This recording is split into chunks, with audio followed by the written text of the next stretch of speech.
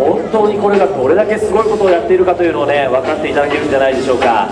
今一度ゆっくりと近寄ってお互いに動きを確認して、そのまま曲がっていく。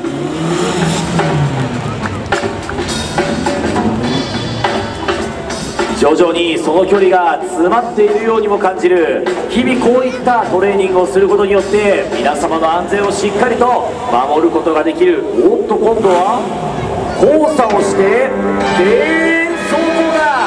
絶妙なアクセルワークと繊細なブレーキ操作が求められる敬遠走行です。白バイによりさまざまな円が描かれていきます。